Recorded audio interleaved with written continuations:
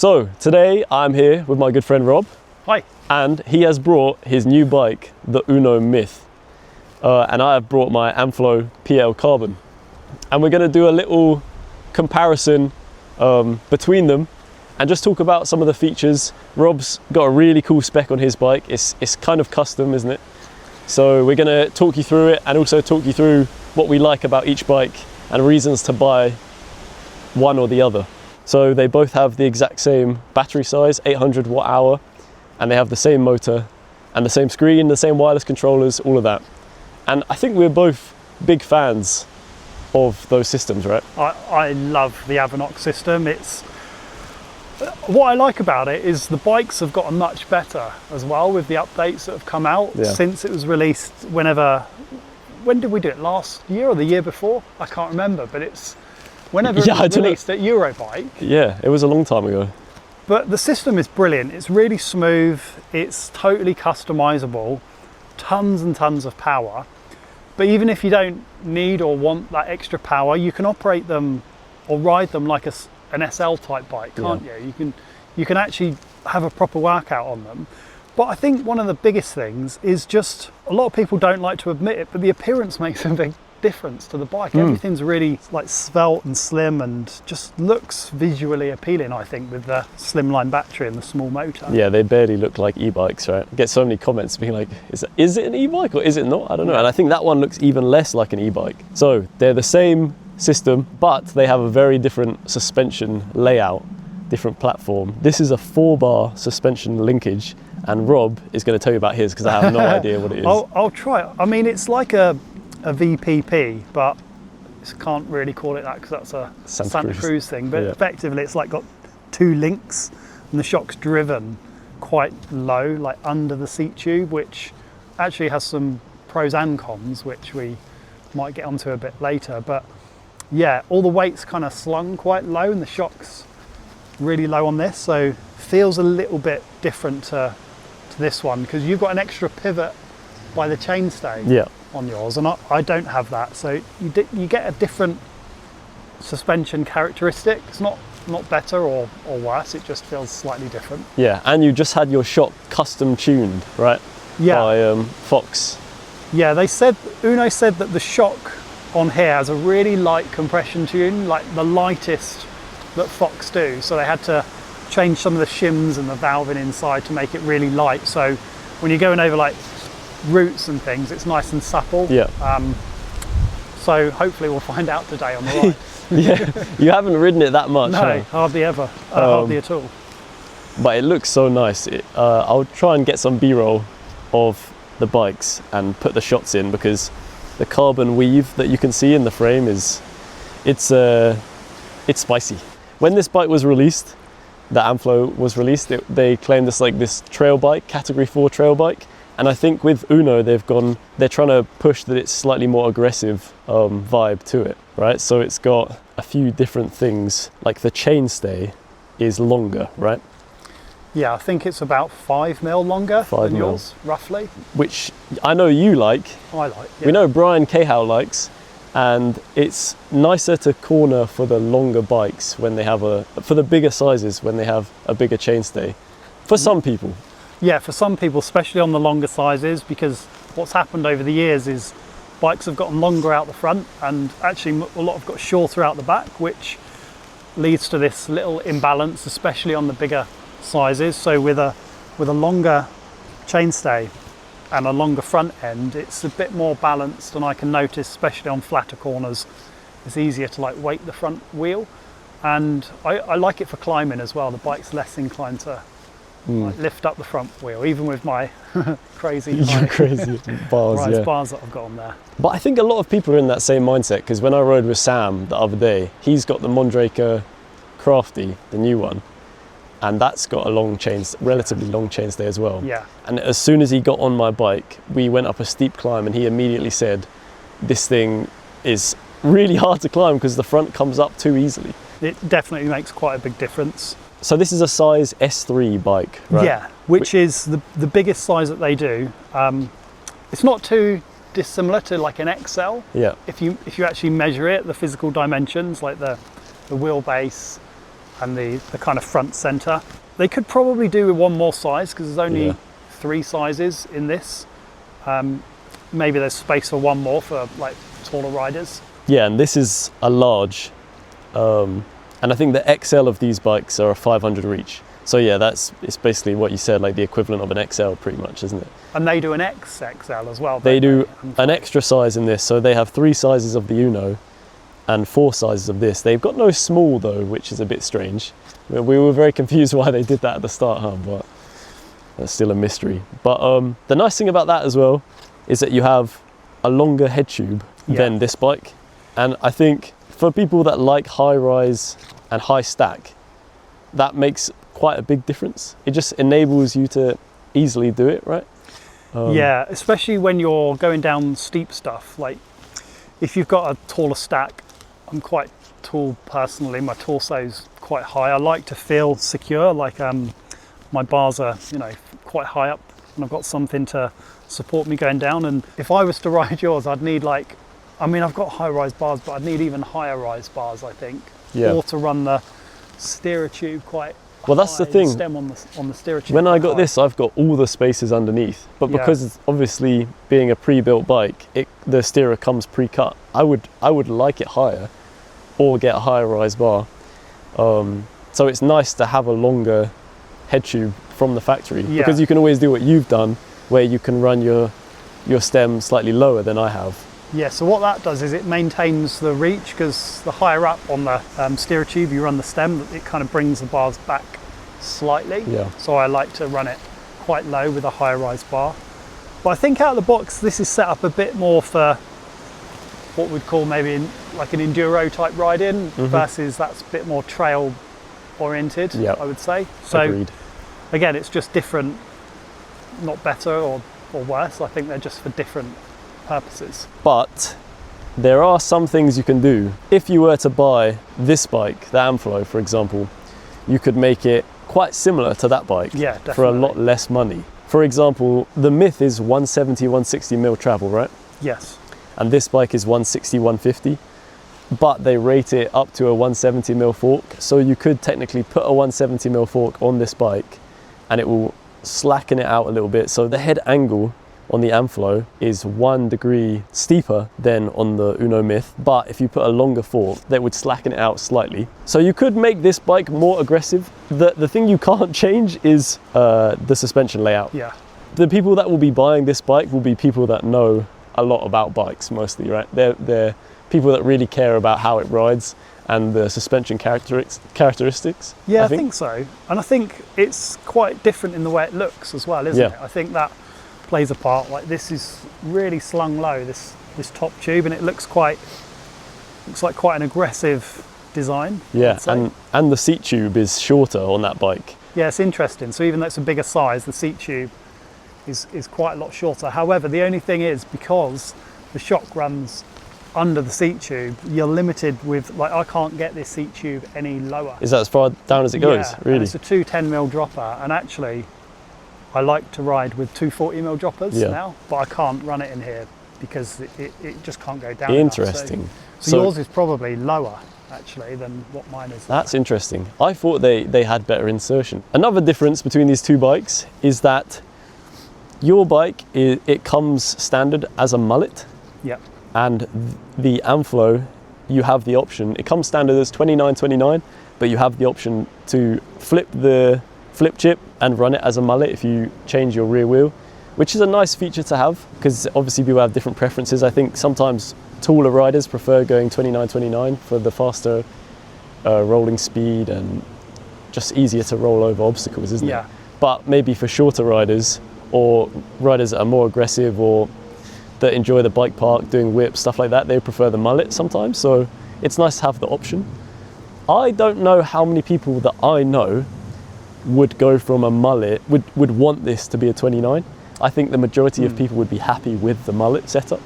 Yeah, I think so. A lot of people, maybe go from a 29 to a mullet. Yeah. In fact, I've seen quite a few people get that and like not even change the flip chip on the rear and just put a mullet rear wheel in. And what does that do? It basically just drops the bottom bracket, makes the bike slacker, maybe a bit more stable on steeper stuff. Yeah. So you've got more options of geometry changes on the Amflow. This is kind of like you get it, and yeah, I don't think there's anything you can do to change like the geometry and or the wheel at all. And you've got a few options on that actually. If we're comparing it to your Crestline, or like the new Special Evo, for example, where they have the headset adjustment, the Crestline's got the chainstay adjustment, which is really cool. I wish these two bikes came with that. It's not the end of the world if you know what geo you like when you're buying the bike, but for people that like to mess around based on like the tracks they're riding or the conditions they're in, like it would be something that would be cool to see in the future, right? It just lets you kind of take it from maybe 90% fit for you to maybe like 100%, just fitting everywhere. Yeah. We have to talk about the price, because the price difference is quite substantial, but the build specs, the build kits are very different, I think. And yours is even more different because it's a little custom build. I'll tell you the prices of the Amflow build. So this Amflow PL is £5,999, so £6,000 pretty much.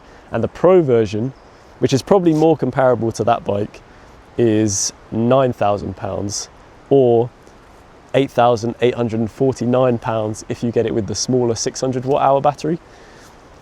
The cheapest version of the Unno Mith is £8,590 and the Pro version is £10,600. Yeah, the cheaper version of that bike is £410 more expensive than the Pro version of this bike.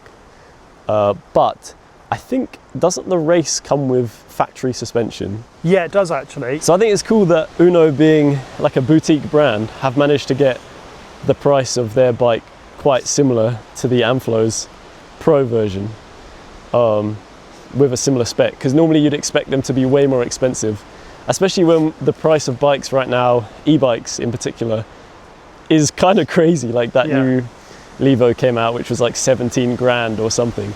I'll say though, the entry-level version of that is really attractive price. What did you say it was? 5,999. Yeah, and to get an Avinox powered bike for that, and you could, if you want to, change the fork later on. You could put a bigger travel fork or coil, or you can do loads to that. Like, it's a really good base at that price, I think.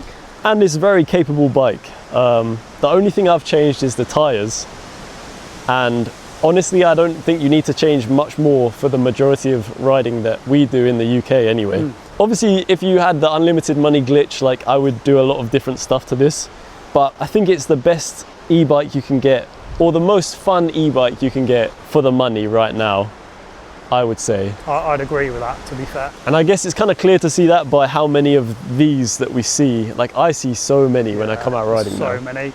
In the UK, when you go abroad to Europe, they're such a popular bike, and loads of bike shops are selling them now as well. So yeah, it's really great to see. That's the thing, isn't it? They're way more accessible than.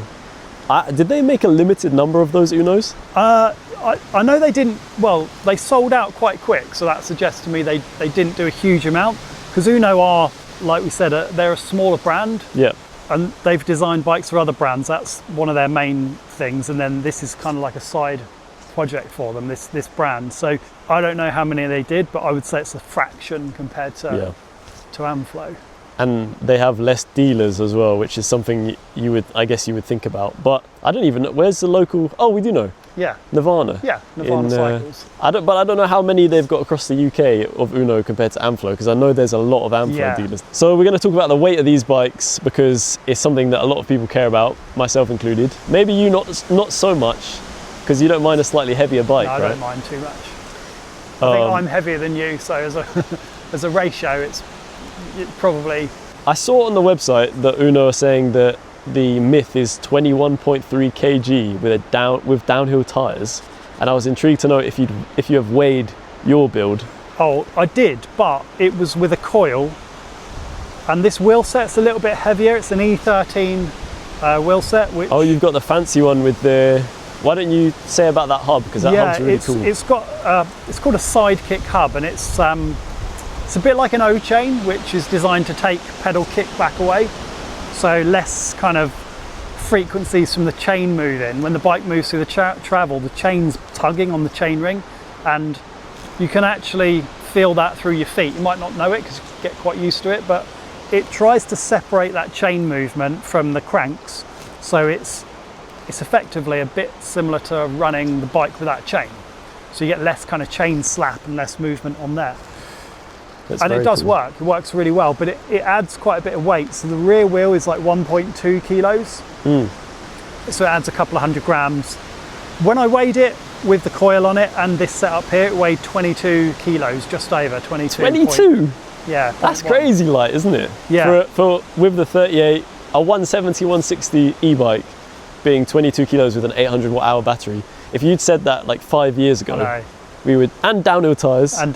We would never think that was going to happen. No. Right? In fact, bikes have been getting heavier and heavier and heavier, haven't they? Yeah. Like 24, 25 kilos was kind of normal. I want to see bikes going down in weight. I don't want to see them going up. They do a feather edition, it's called, and it's got 36, same as yours, and a Fox Float X2. A 36? Yeah.